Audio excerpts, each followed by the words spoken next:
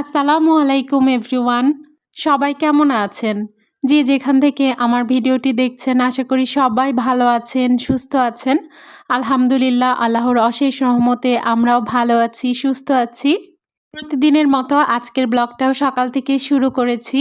আর আজকের ভিডিও শুরুতেই একটা লাইক চেয়ে নিচ্ছি। একটা লাইক দিয়ে সম্পূর্ণ ভিডিওটি দেখে নিবেন। তো আজকে নাস্তার পর থেকে ব্লগটা শুরু করেছি। আর প্রথমেই কিন্তু ওয়াশিং মেশিনে কাপড় দিয়ে দিচ্ছি। সকালবেলা একটু তাড়াতাড়ি কাপড় ধুয়ে দিলে দেখা যাচ্ছে বিকালের মধ্যেই শুকিয়ে যায়।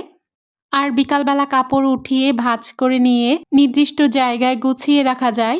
আর আজকে একটু বাইরে যাব, সেজন্য একটু তাড়াহুড়োও করছি, সব কাজকর্ম শেষ করে তারপরে বাইরে যাব। আর কোথায় যাব সেটা আজকের ভিডিওতে বলবো না। আমি যে কাজটা করতে যাচ্ছি সেই কাজটা সম্পূর্ণ হলে তারপরে আপনাদেরকে বলবো। আর ওয়াশিং মেশিনে কাপড় দিয়ে তারপরে কিন্তু আমি চলে এসেছি রান্নার কাজে। এখন কিন্তু কাটা বাছার কাজগুলো করে নিচ্ছি। আর তরকারি কাটা হয়ে গেলে তারপরে কিন্তু রান্নাটা বসিয়ে দিব। আজকে দুপুরে খুব বেশি কিছু রান্না করব না, কারণ রাতে চিকেন রান্না করতেই হবে, তাই অল্প স্বল্প কিছু রান্না করে নিব দুপুরে খাওয়ার জন্য।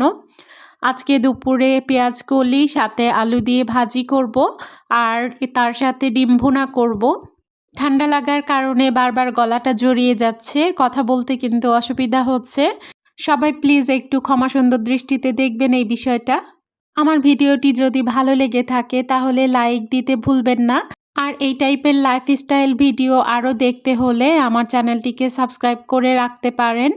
আর সাবস্ক্রাইব করে পাশে থাকা বেল আইকনে অবশ্যই প্রেস করে রাখবেন, কারণ আমি ভিডিও দেওয়ার সাথে সাথেই আপনাদের কাছে তখন নোটিফিকেশান পৌঁছে যাবে। আর আপনারা আপনাদের সময় সুযোগ মতো দেখে নিতে পারবেন। আপনাদের একটা লাইক কমেন্ট শেয়ার আমার কাছে খুবই গুরুত্বপূর্ণ।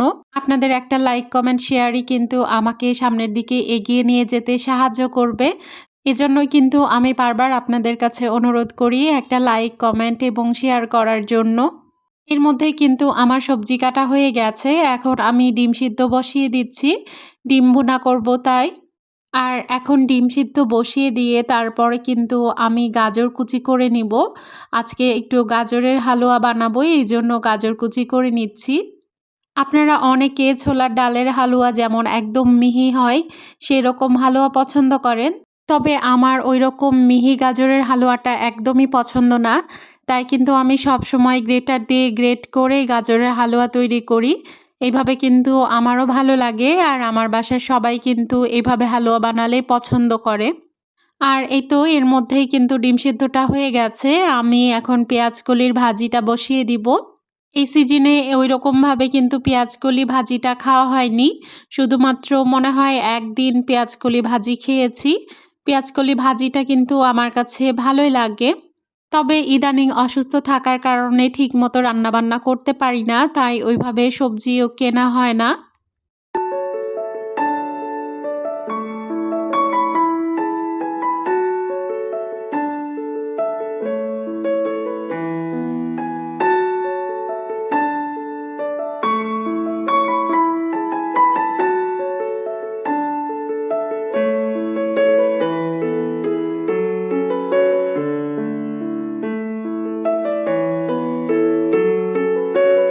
চুলায় রান্না বসিয়ে তারপরে কিন্তু আমি আমার বেডরুমে চলে এসেছি, আমার বেডরুমটা গুছিয়ে নিতে। আর আমি কিন্তু সবসময়ই এইভাবেই রান্না বসিয়ে তারপরে এসে আমার বাসাটা গোছানো পরিপাটি রাখার কাজগুলো করি।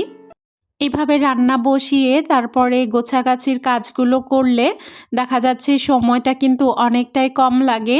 ওদিকে রান্নাবান্নাও হয়ে যায় আর এদিকে গোছাগাছির কাজগুলো কিন্তু হয়ে যায়। আমি সবসময় কিন্তু এইভাবেই কাজ করি, তাহলে আমার সময়টা কিন্তু অনেকটাই কম লাগে। আর আপনারা তো দেখেছেন আমি সবসময় বাসা গোছানো পরিপাটি রাখি। বাসা পরিষ্কার পরিচ্ছন্ন থাকলে কিন্তু আমার মনটাও অনেক ভালো থাকে। আর যখনই দেখি কোথাও একটু ময়লা, ওইটাই কিন্তু মাথার মধ্যে ঘুরে, কখন আমি পরিষ্কার করব, কখন আমি জিনিসটা গোছাবো। আমার বাসায় যেহেতু প্রচুর পরিমাণে ধুলা পড়ে, তাই প্রতিদিনই কিন্তু আমার বাসার সব ফার্নিচারই পরিষ্কার করতে হয়। দেখা যাচ্ছে ১ দিন ২ দিন হয়তোবা ব্যতিক্রম হয়। যখন শরীরটা খুব বেশি খারাপ থাকে তখন ওই কাজগুলো করতে পারি না। প্রতিদিন একই কাজ করি, কিন্তু আপনাদের সাথে কিন্তু সব কাজ প্রতিদিন শেয়ার করা হয় না। প্রতিদিন একই কাজ শেয়ার করতে গেলে আপনাদের কাছে ভালো লাগবে না। তাই ঘুরিয়ে ফিরিয়ে আগে পরে করে একেক দিন একেক রকম কাজ আপনাদের দেখাই, যেন আপনাদের দেখতে ভালো লাগে। আমার ড্রেসিং টেবিলের উপরে প্রচুর ধুলা পড়ে গিয়েছিল। ওই ড্রেসিং টেবিলের উপরের ধুলাগুলো মুছে নিয়েছি। এবার এক এক করে সবকিছু আবারও গুছিয়ে নিচ্ছি। আজকে খাটের উপরটাতেও কিন্তু যে ধুলা পড়েছিল, ওই ধুলাগুলো মুছে নেয়া হয়েছে। তবে সেটা কিন্তু আপনাদের সাথে আর শেয়ার করা হয়নি। কারণ ওই ধুলাগুলো মুছতে আপনাদের ভাইয়া আমাকে সাহায্য করেছিল। আর আমি কিন্তু কাউকে ক্যামেরার সামনে জোর করে আনতে চাই না। আপনাদের ভাইয়া এগুলো তেমন একটা পছন্দ করে না ক্যামেরার সামনে আসা। তো যাই হোক, এখন কিন্তু আমি সুন্দরভাবে গুছিয়ে নিয়েছি সবকিছু। তবে আমার বেডরুমটা কিন্তু এখনো পুরোপুরি গোছানো হয়নি। এই যে ওয়ারড্রোবের ওপরটা, এগুলাও কিন্তু পরিষ্কার করতে হবে। এগুলোতেও কিন্তু ধুলা পড়ে গেছে। আর এই যে বক্সটা দেখতে পাচ্ছেন আমি পরিষ্কার করছি, এটা কিন্তু আমি নিজে হাতে বানিয়েছি। ছোটখাটো জিনিসগুলো রাখার জন্য কিন্তু এটা বানিয়েছি। আর এটা কিন্তু আমার খুব কাজে লাগে।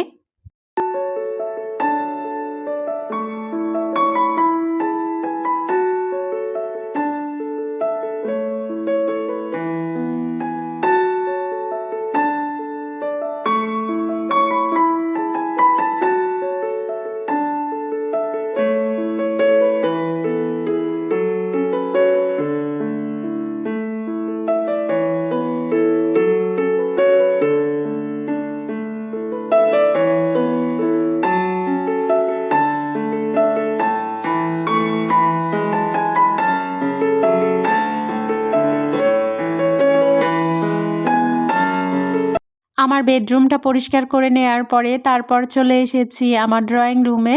আর দেখতেই পাচ্ছেন কতটা ধুলা উঠছে সোফা ঝাড়ার সাথে সাথে।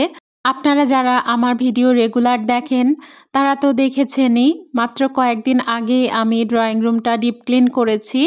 আর তখন কিন্তু ভ্যাকুয়াম ক্লিনার দিয়ে আমার সোফাগুলো ভালোভাবে ডিপ ক্লিন করে নিয়েছি। তারপরেও কতটা পরিমাণে প্রতিদিন ধুলা পড়ে যে আজকে আবার ঝাড়ার সাথে সাথেই এত পরিমাণে ধুলা উঠছিল।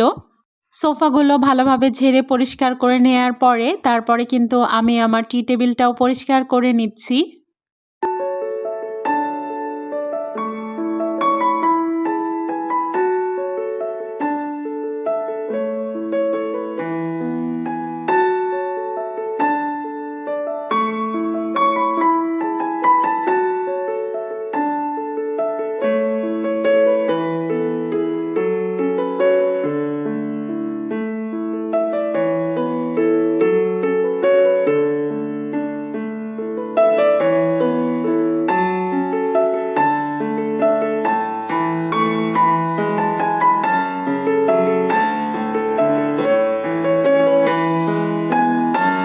আর এবার কিন্তু ওভেনের ওপরটাও পরিষ্কার করে নিচ্ছি। আর পরিষ্কার করে নেওয়া শেষে দেখলাম এই মানি প্ল্যান্টটাতে পানি শুকিয়ে গেছে। তাই কিন্তু আমি পানিও দিয়েছি। তারপরে আমি আমার এই বনসাইটাতে পানি দিয়েছি। ওইদিকের কাজ শেষ করে তারপরে আমি আবারও কিচেনে চলে এসেছি। ভাজিটা কিন্তু প্রায় হয়ে এসেছে, আর একটু নেড়ে নেড়ে তারপরে নামিয়ে নিব। আর এই যে গাজরগুলো গ্রেট করে রেখেছি, হয়তোবা যাওয়ার আগে আর হালুয়াটা বানাতে পারবো না, কারণ হাতে একদমই সময় নেই। আয়নের বাবা কিন্তু তাড়া দিচ্ছিল। তো ভাজিটা যেহেতু হয়ে গেছে, আমি একটা বাটিতে বেড়ে নিচ্ছি। তারপর এই কড়াইটা ধুয়ে নিয়ে এটাতেই কিন্তু আবার ডিম ভুনা করে নিব। মাঝে মাঝে আমার কিন্তু এরকম হয়, রান্না করার সময় অনেকগুলো হাঁড়ি পাতিল ময়লা করতে ইচ্ছে করে না। তখন আমি একবার ধুয়ে তারপরে আবারও ওই একই হাঁড়িতে রান্না বসাই। আর ভাজিটা হওয়ার পরে আমি কিন্তু এখন টেবিলে রেডি করে দিচ্ছি।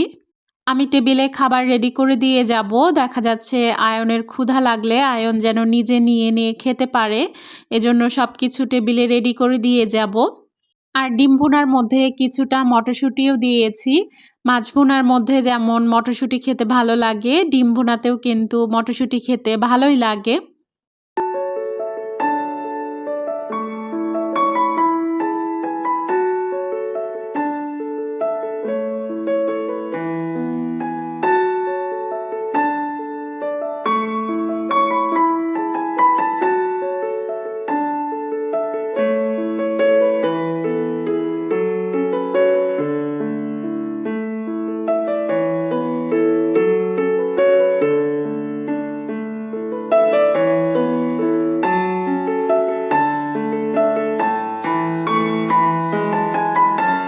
আপনাদের সাথে কথা বলতে বলতে কিন্তু ভিডিওর একদমই শেষ পর্যায়ে চলে এসেছি। আজকে এখান থেকে বিদায় নিয়ে নিচ্ছি। আল্লাহ হাফেজ।